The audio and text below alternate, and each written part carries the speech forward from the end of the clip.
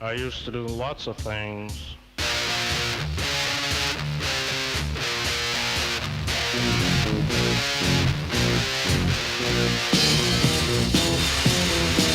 I used to do things and I'd say things and Jesus I was evil. Take things and break things and Jesus I was evil. I never shook baby. So I'm super glossy right now because we're going through a heat wave right now. It's 107 degrees.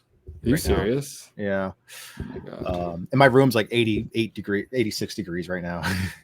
Why? Why is it I don't so have hot? I don't have AC, so I'm just on fans. You live in Southern California without AC? Yeah. Not even like a window unit? Why just get a window unit? It can't be that expensive. No, it's not. It's one of those things where it's like, because usually like most of the time it's not that bad. It's just like That's 2 true. weeks out of the year it gets really bad. Yeah. But so it just doesn't. And I was just kind of big and clunky, so it's like I don't know, I just don't feel like I have to wheel it into my house for a week and then put it away for a month and then. Anyway, that's in case you guys are wondering why I'm all glossy and shit. I was actually just wondering that. I was like, maybe we should stop this episode. Too shiny. Too shiny. All right. This episode, we have a few things to talk about. The main, I think, meat of the episode is going to be it is a shed selection episode.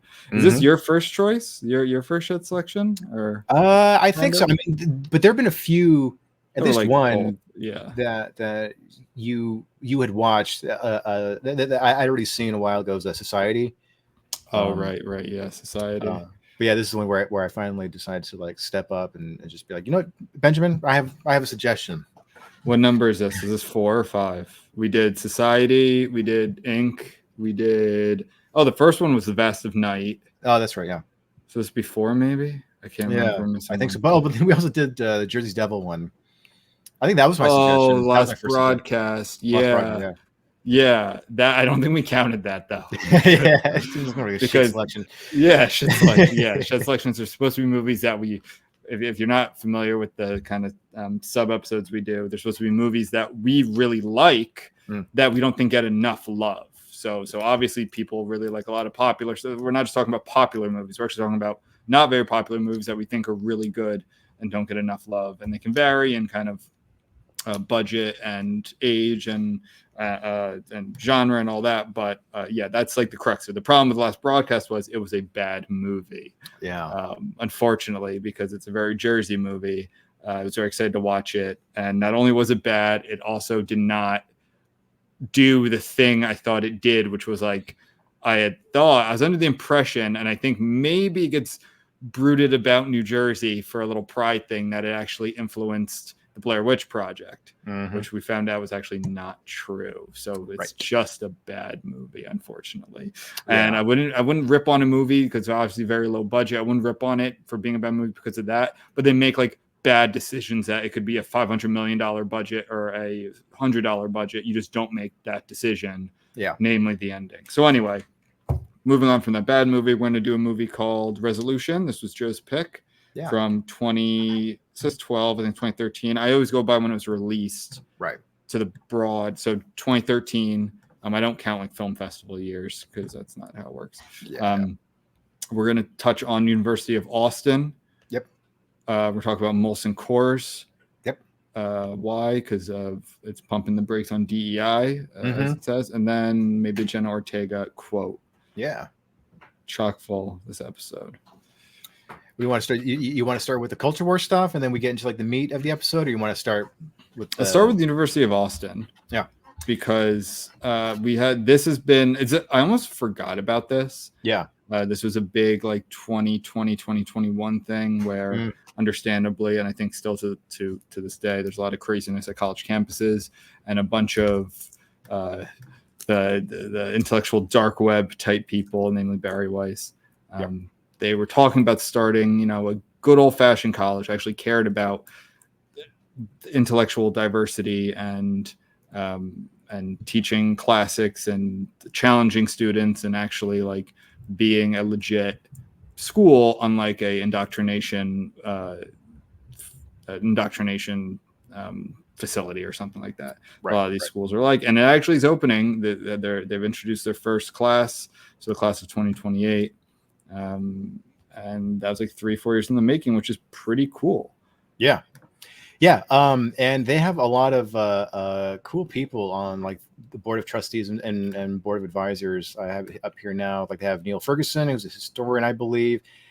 Barry Wise, she's on it, obviously. There's some other really good people who are like associated with the board of advisors. Here's board of advisors. I'm looking through it right now. Richard Dawkins, Caitlin Flanagan. Yeah.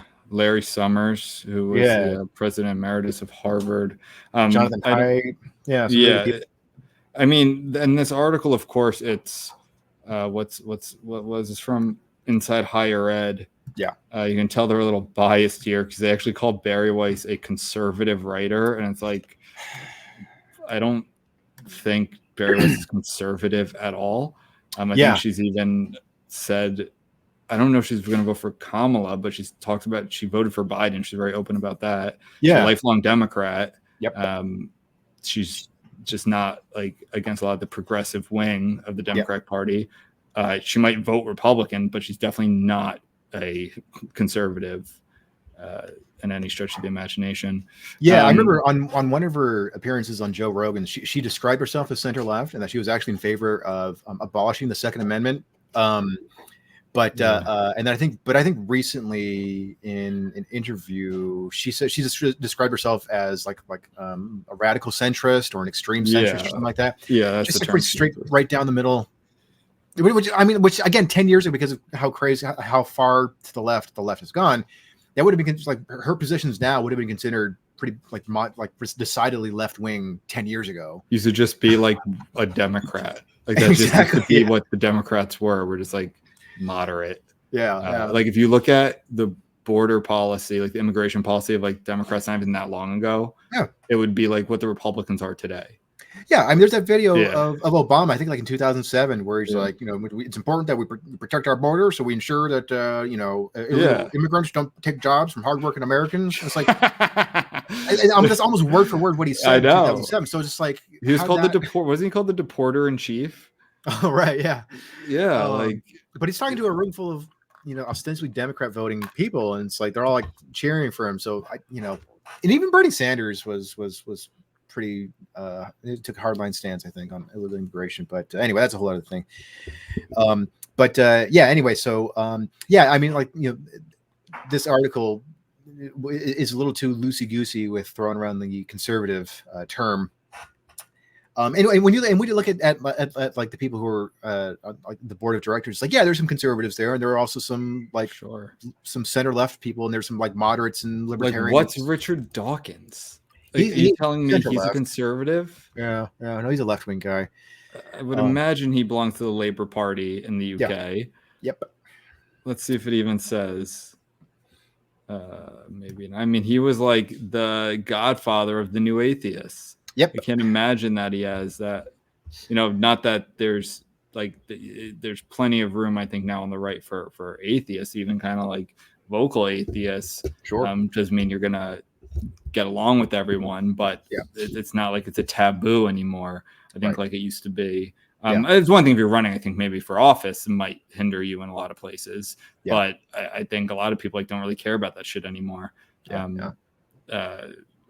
mean, care about like for other people. But so I don't know. I just want to bring it up because we've touched on it. Last one I want to say, Ian Hersey, big fan. Yeah, she's great. And I love how they're saying this like this is a negative thing. Like, she works for the Hoover Institution as a research fellow at the Hoover Institution, a conservative think tank out of Stanford, who has asserted that Islam is incompatible with Western democratic ideals. Like, it is. Where is that? Where is it working? Yeah. Where is it not an issue? Like maybe a couple countries that, I mean, even in Egypt, we had to have a coup because they voted in the Muslim Brotherhood. Maybe Tunisia, it's kind of working in a small North African, like it is incompatible. And Western values don't just mean voting. Like it's actually a lot more. It's like liberalism. It's like small L liberalism, and it is incompatible. So I don't know. I mean, show me where it's working. And I mean, probably here, actually, out of all places, it's probably working the best here. We actually do the best job probably of assimilating Muslims in this country. than probably the vast majority of other countries where they're a small minority, and even still we have our issues. I mean, try drawing a picture of Muhammad and seeing how that goes for you, and like in the presence of Muslims, and then try doing like Jesus. Like it's on every TV show. You can put Jesus in a thing of piss, and it's art. Yep. That was literally an art. And of course there was anger about it, but people weren't shot in the streets for it. Exactly. Yeah. So I know, I just think it's kind of funny. It's like you say that as if that's a negative on her. Well, you know, even though this article is definitely a little more on the critical side, this, along with the other things that we're going to talk about, the other culture war stuff, just like filled me with so much joy, because like, even though joy, joy, Joe, it's filled with joy. Because even though this article has taken a slightly more negative stance against the University of Austin, Texas, it's snarky. I don't know if it's so negative. It's snarky. It's a very snarky article. But it's pissing off the right people. So which I'll touch on with some of the other topics. But I just want to read some of the summaries of those who are criticizing this, which has here The Root, which from what I understand is a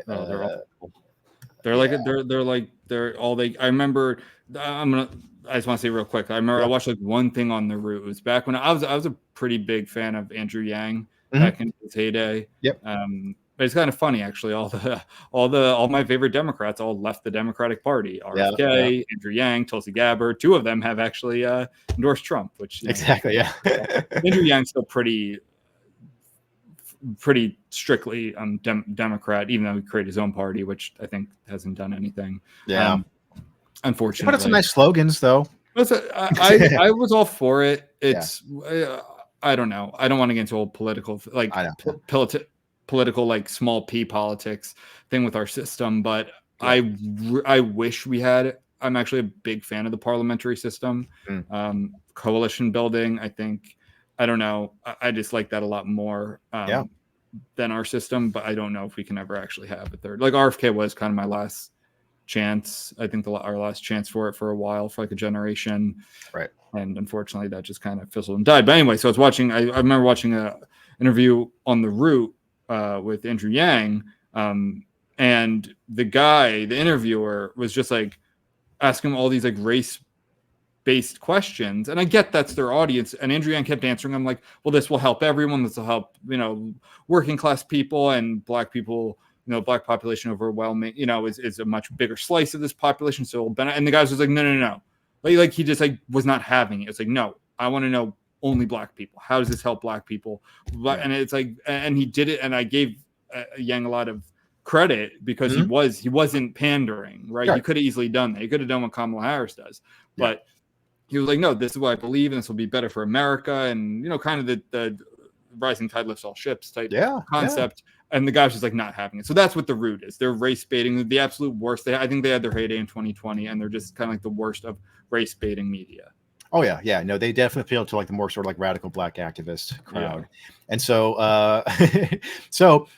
they described the university as Hogwarts for white people. Yeah, and they did the white people thing. Yeah, that's so fucking obnoxious. God, that's annoying. And dubbed it anti-woke. That's fine. I got no problem with that. That's funny because like that's like they're still. Here's the thing with The Root. I love that you just said that, because The Root are a group that still uses woke authentically. Yeah, like that. That's the best way to describe them. Like they still use woke. Not authentically is not even the real word. What am I trying to say? Unironically. Like unironically, and because it's gone.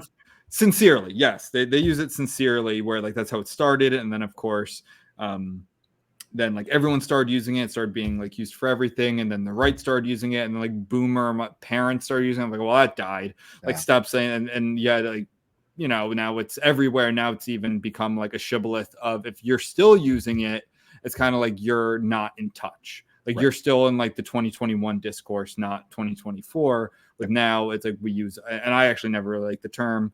I just tried to use like anti-progressive or crit. We made our own term, crit, identitarian, but they still use it sincerely. Yeah. So for them, anti-woke is considered an insult. So some academics have blasted UATX for judging the rest of higher ed too harshly. University of Chicago Chancellor Robert J. Zimmer, who left the advisory board, wrote in a statement that while he admired the new organization's commitment to a liberal arts education and free expression, he viewed the founders' statements on higher ed as largely quite critical and said they diverged very significantly from his own. Similarly, Wesleyan, was that? Yeah, well, I want to stop there because I think you said he's from University of Chicago, right? What I've always said was if my child, I don't have a child right now, but if they could go to like any school in America, right? It's like money's no issue. Like it's your pick of the litter. Yep. I would send them to University of Chicago. I think as a institution of higher ed, it's like the least crazy. It's not Columbia or Harvard or even Stanford. It's like what the closest to elite institution I think we should have. Right. And I think what he's saying though, he's kind of telling on himself because, well, that's not his experience because he's at the University of Chicago. So he's not experiencing that because he's not at even Northwestern or he's not at Dartmouth. He's at University of Chicago, which does a really good job. So it's both a testament to his university, but also like, are you you're not experiencing these other crazy schools? Yeah. So yeah, no, that's a good point. So Canellis, who is the president, I believe, of the university, Canellis believes that all the media attention helped the university to recruit students. He said that the day the university opened applications, at least 100 students submitted them. He described the inaugural class as a politically heterogeneous group, demonstrating a hunger to throw around ideas and interest in hearing what other people had to say. When politics comes up, you hear not just two sides, but like 5 sides to everything. That's good. That's what a good university should be doing. Yeah. So yeah, and that's really it. And I think it's cool. It's cool to see something that did, as Barry Weiss says towards the end, like it did just start as an idea and now it's a tangible thing. Unfortunately, it's not accredited, but they can give degrees, right? But my argument would be to that, like, well, what is the point of a university? I would say the point of a university is 2 things. One, which professors hate when you say this, especially at school like I went to, is to get a job. Like, and they would hate that. And it's like, okay, but my school costs $60,000 a year. Like that, we need to get a job. Like I understand that we're reading the Bhagavad Gita and I'm taking Japanese film and I'm learning about, the suburbanization and how that affected American culture. But I also need to get a job with this. Yep. And 2 would be what this school set out to do. And what my school, I think, did a good job on overall, which was exposing you to new ideas and talking things out. And I did go to a school I took one class that was like the 100 student or more type class. And that was kind of psychology 101. Every other, like most classes were small. You did know your professor. You did talk things out. Like it was cool. Like I had a really good experience. And I think that those are the 2 things that school should do. And then the socializing part of it, if you're privileged enough to do that, like I was, some people can't do that. They do have to live at home and commute and they don't get to, like, I did get experience of that and it was great. So I guess those 2 to 3 things. Now, if the University of Austin, I would hope that all these people who supported this and who have lots of money and businesses, they will then hire these students to come out of them. And they don't just hire Harvard and Dartmouth and Columbia and, Vanderbilt and all those schools. So if they can do that and they keep it small enough where students aren't leaving the school, like scratching their head, like, okay, well, what do I do now? Then I'm all for it. Right. Like, I don't want this to turn into just this educational experiment where then, I mean, yes, it's a much cheaper school than the ones I'm naming. It's still $32,000 a year. Yeah. That's a lot of money for not having accreditation. So my hope is that, my kids are old enough to go to this place or old enough to be that age. Maybe it'll be, a flagship. It'll be like one of the premier liberal arts institutions of Texas or something like that.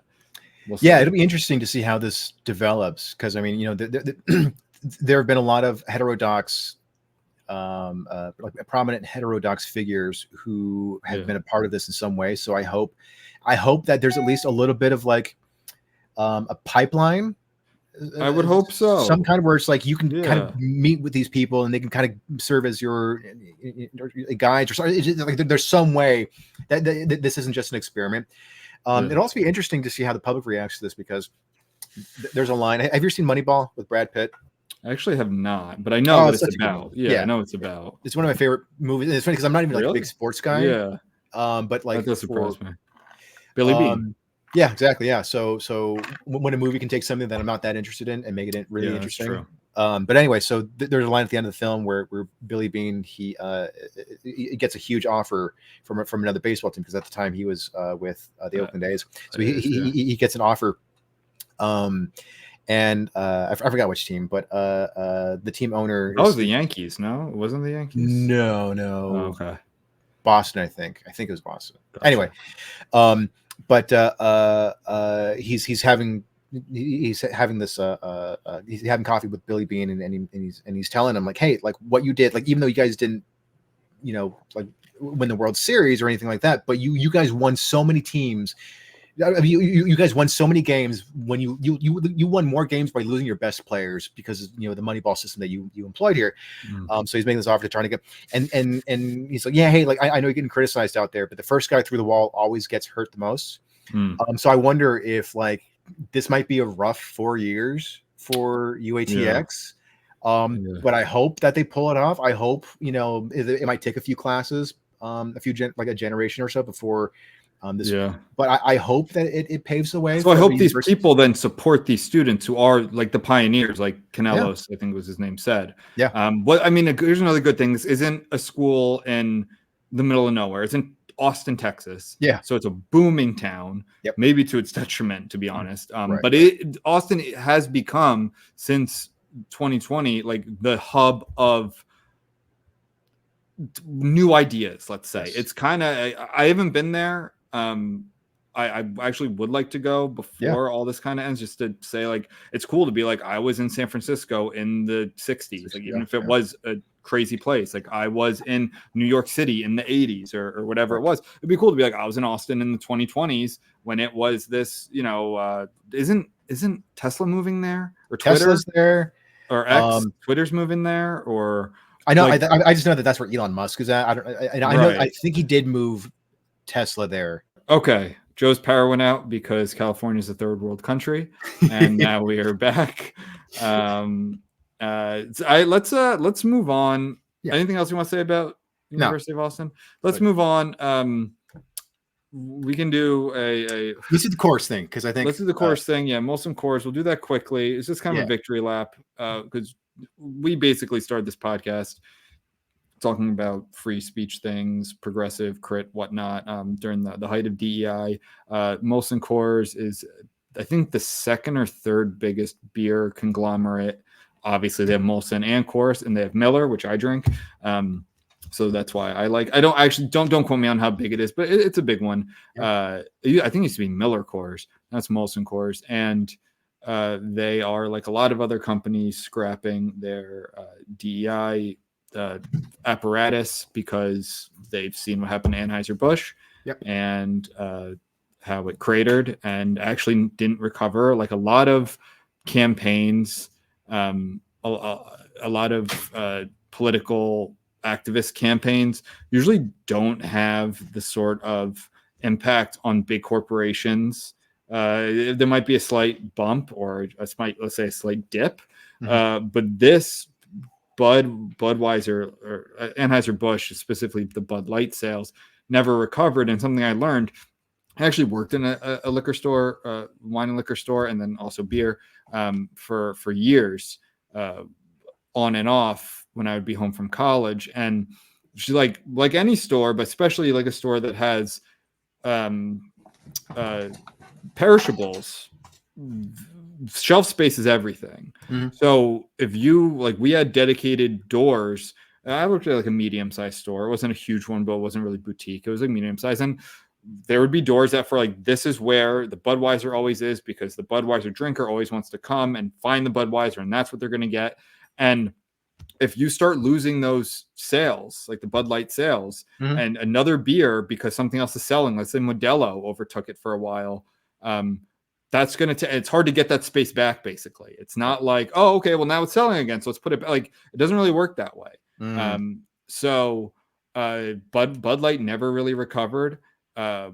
I think Molson Coors seeing the writing on the wall, I think smartly, not just, I would hope from like, they're saying like neutral is the way to go. Just make advertisements about your product and people having fun and enjoying it and experience and being together and experiencing whatever experiences, people do when they drink beer, and that will always sell. It can only, you're not going to win over many people at all taking like a niche political stance. Right. And they're showing some real guts here because so this is from CNBC. Molson Coors will rebrand its employee resource groups as business resource groups. Wow, a business focusing on business, while seemingly maintaining the existing function of the groups, and will cease participation in any voluntary best of third-party company rankings in the U.S., which includes the Human Rights Campaign's Corporate Equality Index that ranks companies based on corporate equality measures for LGBTQ plus individuals. The brewer had scored a perfect 100 points previously, so even with that perfect score, they're willing to be like, "Nah, we don't want to be a part of this." So, that's a good point. Yeah, I didn't even catch that part. Yeah, hell yeah. It's nice. It's like, because it's only going to alienate people. I think one thing that always bothered me about the Bud Light thing was like, it wasn't just like that a trans activist was promoting the beer like that. That obviously pissed off a lot of people because it's like all the baggage that comes with that. And this wasn't just like this is like a very specific type of trans activist. Doing very strange things. Not just like I want to live my life and be happy, like doing weird stuff with tampons and whatnot. But it was also the things that were leaked from the meetings were like they were bashing their own customer base. Like, we want to shift from it's like, what fucking moron would, like, Bud Light, people like myself have such a dedicated following to these domestic beers. Like, why would you do anything to hurt that? Like, I'm gonna drink Miller Lite or Miller High Life or Miller Genuine Draft, like wherever I go. Basically, a couple other beers I throw in there. I'm gonna go to the store and buying the same stuff. Like, why would you mess with that because of politics? Of course, it was some like probably overeducated female consultant who was like, no, we have to like do better and move and that is who it was. And she was bashing like the overwhelmingly male, probably lower class or like frat type drinker. And it's like, and obviously that person was fired and was imperially stupid. But it's like that always gets left out of the backlash, which I think is really important, because if that were me, like, I'd be fucking furious. Like, I'd be pissed off. Like, I've been drinking your beer for 30 years. Like, like a lot of those beer, like my dad was a Budweiser drinker. Like, that's what he drank. He drank Budweiser. Sometimes he'd throw in like an Italian beer in there, but basically drank Budweiser wherever he went. And he was pissed off about this. And rightfully so. It's like, why are you going to, and Budweiser is different than Bud Light. They have like different marketing and whatever, but it's all the same company. So it's just like, Gillette, you say, hey, we're gonna put out a whole campaign lecturing men. Exactly. Like, yes, it's so stupid. And also, those were like Gillette razors, extremely overpriced. And I'm glad that there were companies that undercut that by a lot. But like all this, it's nice to see all of the, constant wins in this regard. I don't want to get complacent. But where we were when we first started this podcast, like as a culture, has shifted so much. My concern is that some things have just been kind of accepted, which I don't like either. It's like, well, does the window get shifted too far and then move back, but then it's actually still to the left of where, it should be. And then that's kind of the push and pull. It gets pulled too far to the right. That's not good either. We always say that. That's not that's not like, I always say, like, I wouldn't do well at like a Liberty University either, or like one of these like really culturally conservative, like very culturally conservative community. Like, that's not, I think that's also very officious, people in people's business, in their privacy. I don't like that either. But as a culture, that's just not where we are. Yes, the abortion thing is separate. I get that. I'm probably more down the middle on that issue. But overall, when we're talking institutions, higher education, regular education, kindergartens. I know, libraries, media, Hollywood, all these things. It's always on the left. really far. So it's nice to see these pushbacks and actually people just being like, it's not like, oh, well, we're going to go, like some of them did try and go back to the right. Like we're going to be American flags and horses and, fireworks and all that shit. It's like, okay, like we see what you're doing. 2, it should just be like, we sell beer. Yeah. And that should be enough. Anyway, that's, we just wanted to come back to that. Yeah, go ahead. Yeah. Well, so a couple points that both related. So I'm glad that you brought up how things were when we first started the podcast, because a lot of the things that we were covering at the time were people who were being canceled, or like the mob was coming after them, or they received some extreme backlash for something very trivial. And now it seems like we're covering more stories where it's like, hey, cool, this company's pushing back. Hey, this celebrity's speaking out against this. This is cool. Yeah. So you're right. We shouldn't get complacent, but it is nice to see that this is starting to become more mainstream. I'm not going to say that TRM did that. Like, I don't know. It's implied though. All of us. Well, it's just one more thing from this paragraph because it's kind of related to that. Rural retailer Tractor Supply started the trend when it severed ties with LGBTQ plus advocacy group Human Rights Campaign and retired previous DEI targets, like boosting the number of employees of color at the managerial level. Companies like Harley Davidson and Lowe's followed suit. Most recently, Ford executives highlighted plans to slash supplier diversity quotas and cut the company's relationship with the HRC's metric. So hell yeah, more major companies who are doing this. So yeah, which we love. So that's good, and we like to update these because I checked their stock, and I scrolled down and I saw this. I was like, that looks like a good topic for us to follow. And this was from yesterday, actually.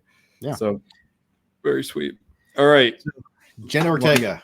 Oh yeah, Jenna Ortega, because we brought her up like 2 episodes ago. 2 episodes ago.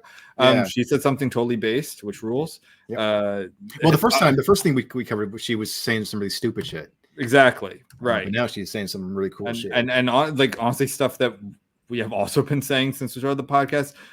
I'll paraphrase here. Basically, I don't even know exactly what she was talking about, but it has been shopped around the internet. And it was just stop with the reboots. Like women deserve their own characters, their own stories, which is what we've been always saying.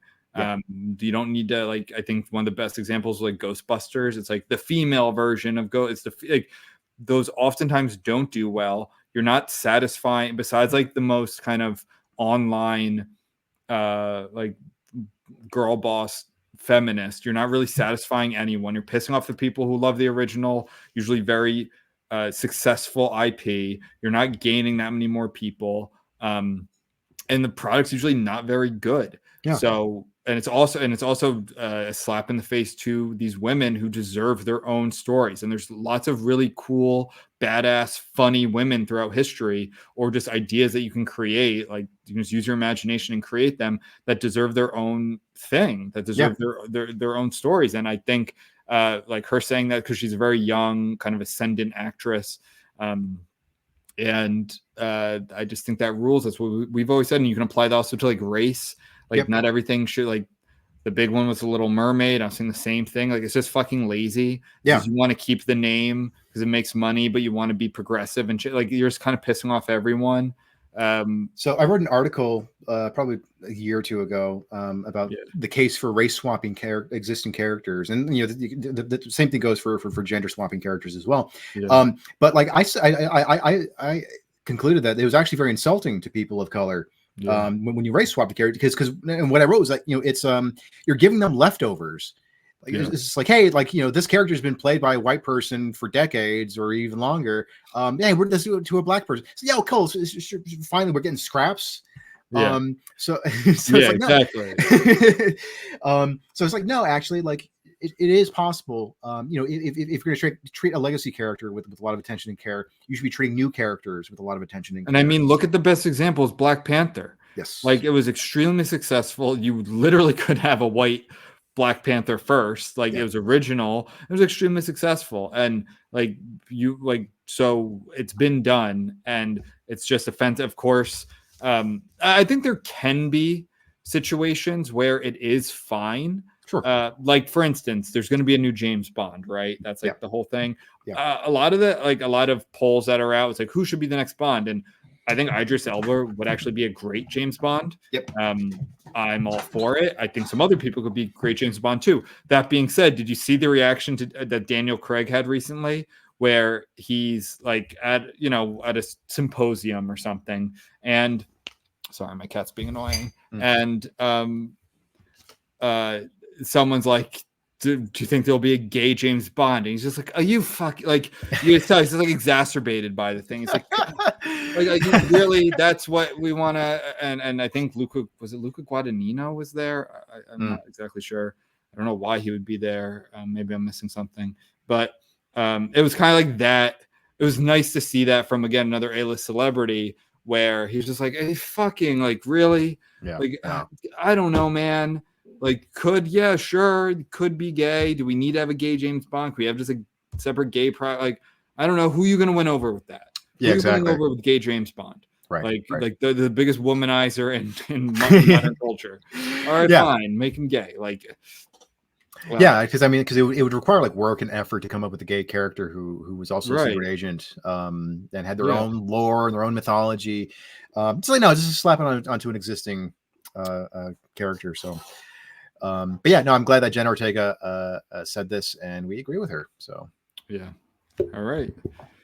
Let's move on to the shut selection. Yeah, Resolution came out in 2012, directed by Justin Benson and Aaron Moorhead, and was written by Benson.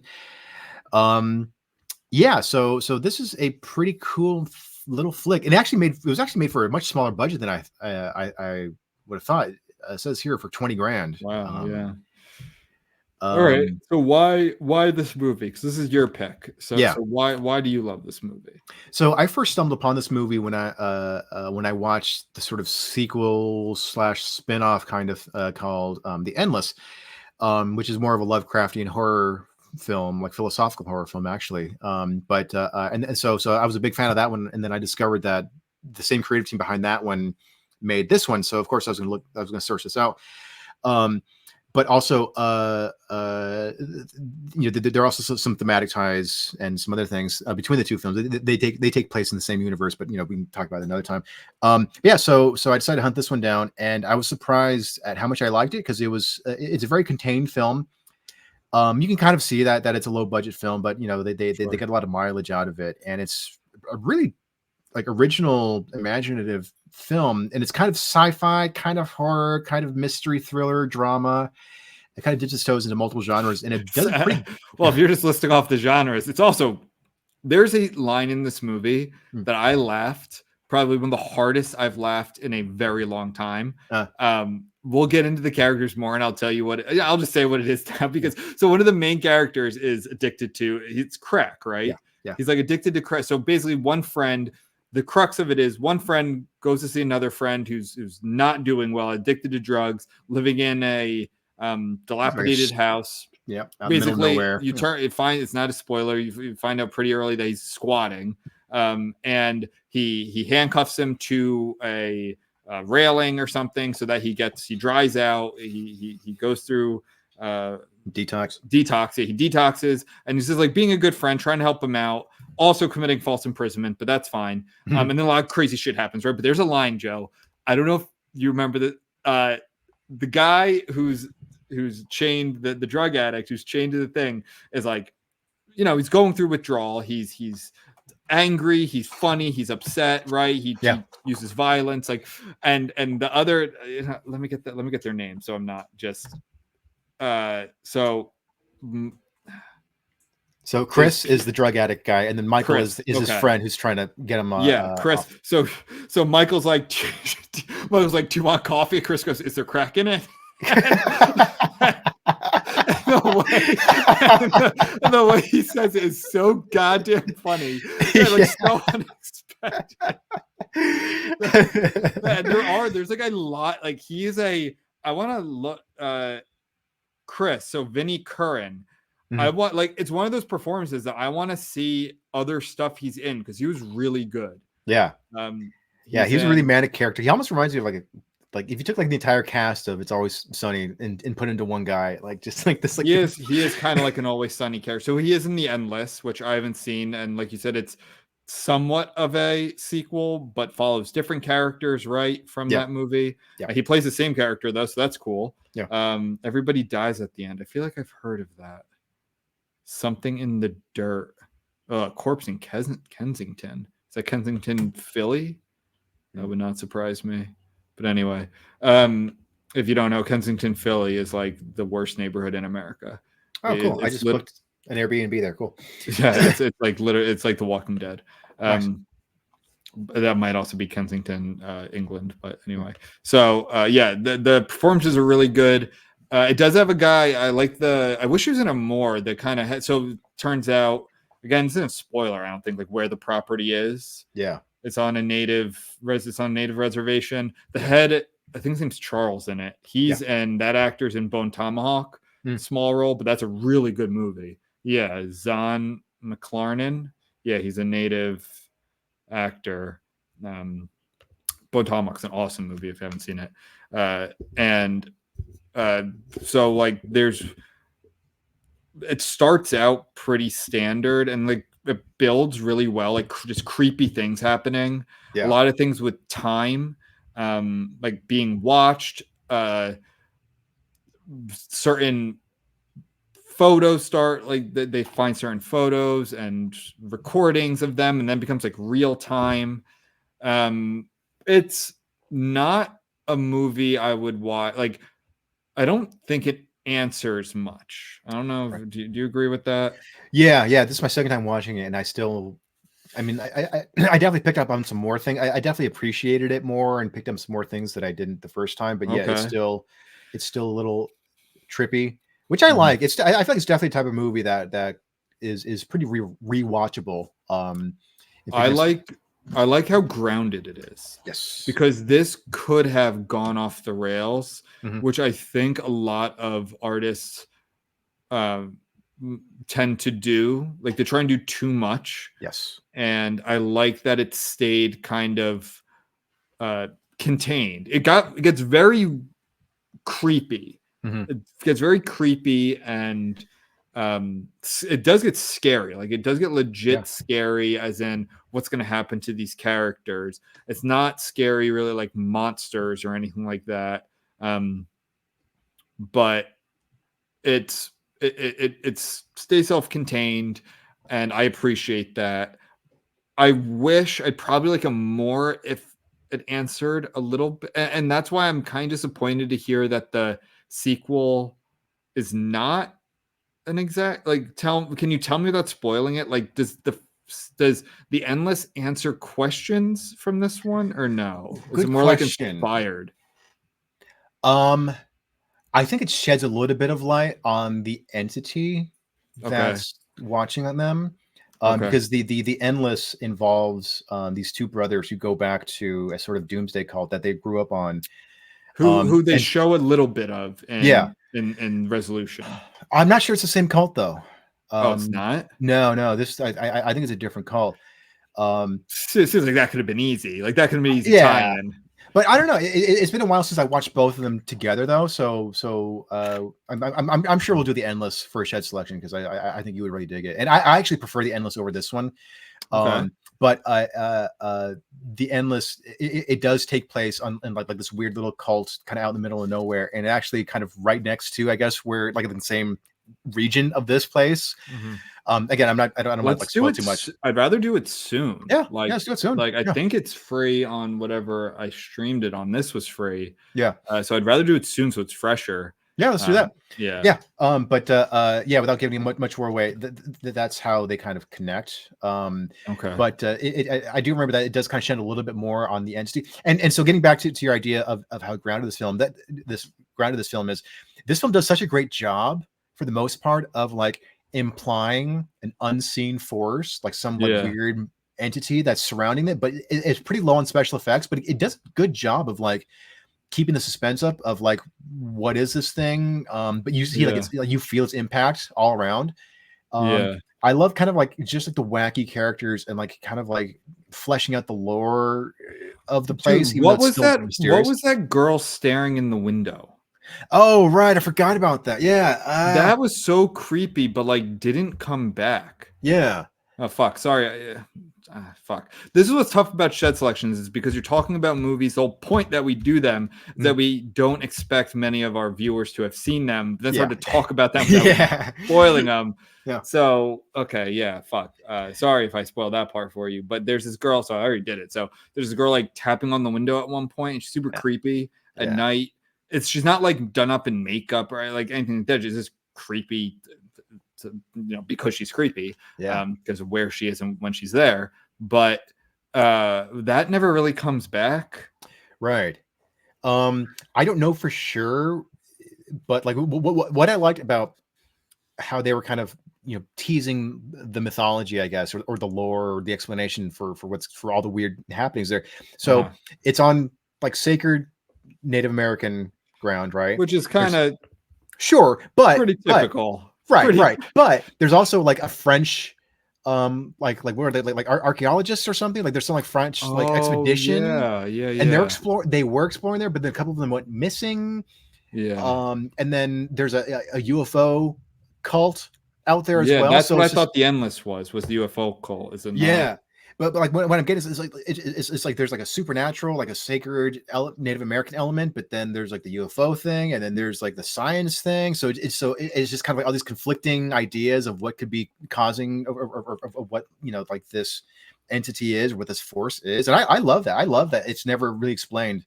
Because too many horror movies just are like, oh, it's just something that came back from the dead. It's something that's out for revenge. It's something that's got loose and now it's hungry. Who are Justin and Aaron in the movie? Oh, they played cult members. Oh, they're the cult members because those are the directors. Yes. And it's funny because one of them actually, now that you mention it, maybe it is the same cult because one of them ends up playing like a main character in the Endless. So I don't know. Anyway, we'll watch the Endless and we'll see if we can wrap up. I think it is them, dude. I'm not going to spoil Endless for me, but the first line of the plot is brothers Justin and Aaron Smith receive a video cassette from a group they belong to as young. It is that Justin thinks the group was a UFO death cult. Yeah. So good. That to me makes sense that they would have that connection. Yeah. But yeah, I mean, for being like a very low budget film with like very few special effects, and also it doesn't rely on typical horror movie tropes. Like it's not a violent movie. It's not gory. There aren't like cheap jump scares. There's a little violence, a little bit of violence, but it's not a body count. No, not by any means. Like I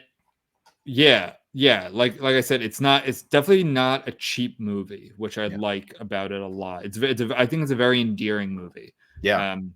I can't get over it. What's his name was so like at first, I'm gonna be honest, when we first meet Chris, the addict, I'm like, oh, fuck, this guy's gonna be a lot. Like, because in some movies, for instance, even a movie I love, Ink, right? We did an episode on it. Yeah. A lot of movies that are more low budget, they tend to have one character who's just a bit much. Yeah. And it can ruin it. And I get what they're trying to do. I get what the actor is trying, but it can just be a lot. And that was the guy in Ink who had the X's on his eyes, right? Yeah. Who actually, in the end, he has one of my favorite lines. I think he's a good character, but he had some scenes that were like, yeah, it's a lot, dude. Like, take it down a notch. I was afraid that's what Chris was going to be in this, or Vinnie Curran was going to be in this. But no, he's actually great. Super funny. Yeah. Really like, so basically, if you're listening and you start this movie and you're like, I can't take this guy, just it gets better. He is a good character. Trust me, because I have that sense for that where it's like, god damn it, like I'm gonna have to watch this guy for an hour and a half. Yeah.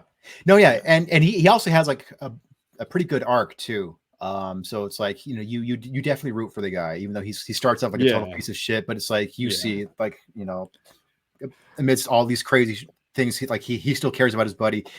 And he's still trying to do the right thing. But yeah, there was an unspoken event. It was such a small moment, but I love the touch though. Is at the beginning of the film when Michael goes to visit Chris out in the middle of nowhere, And then so Michael's like, all right, I'm leaving, dude. Like there's no helping you. I'm getting out of here. And then Chris like, no, dude, come on, stay, fuck. Yeah, hey, just finish your drink. Come on, let's just talk. And he goes, hey, so your wife, Jennifer, she's good, right? Is she doing good? And he's like, yeah, she's good, man. He goes, oh, that's cool, man. Is she still mad at me about the wedding? And then he goes, dude, everyone's mad at you. Like, you can't come back. He's like, he's like, based on what you did, and like how they never explained what it was. Yeah, just fucked up the wedding. And of course, like, and I actually totally forgot about that because I think at that point I was still taking this character in. Yeah, and so I totally forgot. But it's like, yeah, you can just fill in the gaps. Like of course he fucked up the wedding. you can just tell. So.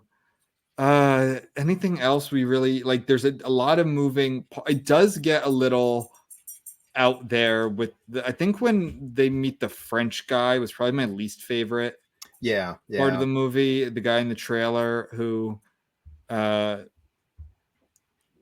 don't know, I just caught myself like eyes glazing. It's getting a little too heady. And there's also a lot of close-up shots. Yeah, definitely. But there's and like that real estate guy comes to like offer. I liked that because it was super weird. Yeah, but I'm wondering if because like you brought up the girl who just showed up and was like staring at them in the window. I wonder if it's like this is just sort of like that area is like a beacon for like weirdos, disturbed minds, I guess. Or something like that. Where was that guy? The real estate agent.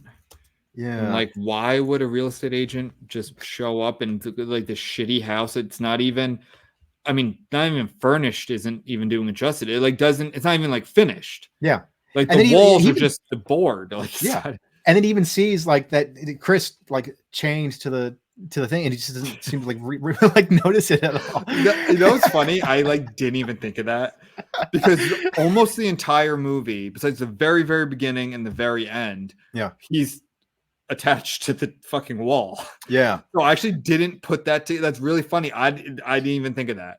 Like, why isn't this guy being like, why is this guy attached to the wall? I'm calling the police. That's so maybe you're right. It did seem like a beacon for weirdos.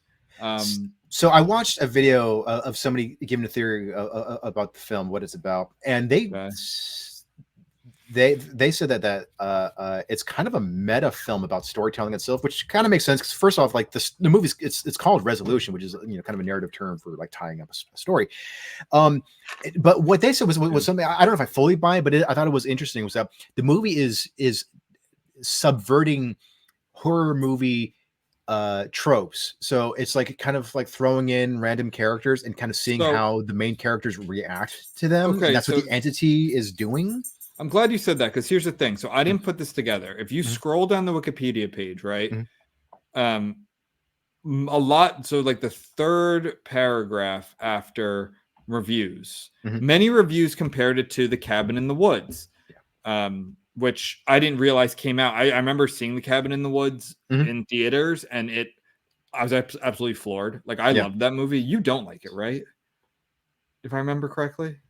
I thought it was okay. I just thought it was a little too cheeky. It was a little too like that's okay. And that's what I'm going to get into. I loved it because I went into Cabin in the Woods. I was in college when that came out to 2012. Like I just went with a bunch of friends. I thought it was just going to be a slasher, right? I didn't understand. I had no idea that this was going to be this meta movie.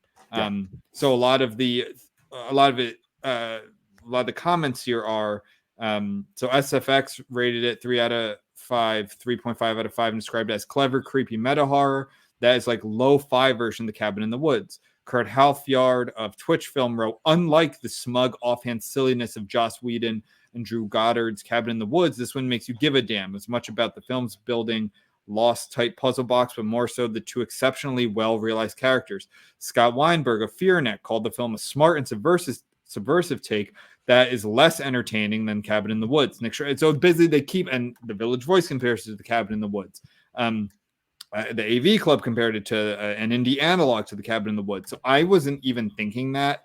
Now, of course, this movie came out the same, like it came out wide release 2013, January 2013. I can't remember when The Cabin in the Woods came out. I think it's 2012. So it probably came out after The Cabin in the Woods. And I wasn't getting that, because maybe you're right. It is a lot more subversive, where Cabin in the Woods is much more, I mean, it's not even a wink and a nod. It's literally a game. Like it's a game. It's a gamble. It's a bet. So I did love Cabin in the Woods. I still do. I think it's really fun and interesting. But this, so you tell me, how is it, like, what is it subverting in horror movie tropes? Well, I don't know if I can go to full explanation without spoiling the ending. Yeah, don't spoil the ending. Yeah, cool. Okay, I won't do that. Yeah, but yeah, I think just the idea where it's like there are a lot of scenes in the movie where they start off like horror movie cliches, but they don't really pay off, at least not in the way that you expect. So, for example, like meeting, like the Native American guy and saying this is sacred land, and it's like that usually comes that pays off, but that didn't really. That just kind of added to like the confusion. Somebody else said that like the entity has these characters in a loop, and so like the force just kind of communicates to them through like CDs and cassette tapes and photographs and like this very analog technology. And because like it's trying to tell them, okay, this is what's going to happen to you. What are you going to do next? So it's almost like it's changing the story as it's happening. Yeah, it was. I can see. I can see it's like a lot. I can see what you mean by like a lot of threads that aren't fully realized, and there are some like was it not feint of hand, sleight of hand, like that sort of stuff. Like you're right. Yeah. I was making a knock earlier about of course, everything, like every horror story opens back to like natives were tortured or something, or whatever it is. And like, yeah, you're right. This isn't exactly that. Like, it doesn't say that. Maybe when I saw that, that's what I thought. I'm like, oh, okay, great. This is gonna be like a haunted native reservation thing. It's like, not really. Like, then you have these foreigners who go missing. You have the cult. You have the creepy girl who is in there for an episode for a scene. You have the whole, like, you have those drug addicts who are just kind of the epitome of like pure brute, like brutishness. Like they just want what they want and they're going to use violence to get it. So yeah, I get some of that. I don't know. Maybe these reviewers are smarter than I am. I just don't put it in the same category as Cabin in the Woods. I think this is more of just like a psychological horror thriller. It's a lot of terms, and which is actually super funny at times. A cool low budget movie. I wouldn't compare it to Cabin in the Woods. Maybe I would if I had seen it in early 2013 and had just seen Cabin in the Woods maybe earlier in the fall of 2012. But I don't know. I've seen Cabin in the Woods 2 or 3 times. I don't see the comparison actually. Yeah, well, I mean, Cabin in the Woods is much more explicit about like the films that it's paying tribute to / kind of satirizing. Whereas this one, if I don't think it's so much like, pointing the finger at specific horror films. I think more about like horror movie storytelling. Because I mean, like there is kind of like a sweet, touching story about a friend who's trying to, rescue his buddy as well from addiction.